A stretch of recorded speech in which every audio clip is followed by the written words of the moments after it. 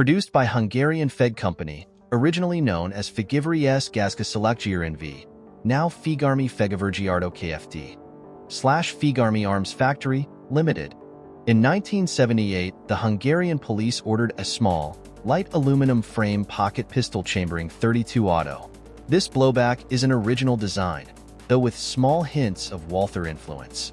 The double-action lock includes a slide-mounted safety catch which can drop the hammer when applied.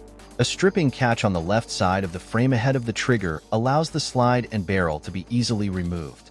The frame is Titanium-Aluminium alloy, the slide is steel, and the bore is chromium-plated. Designed by József Kamiński.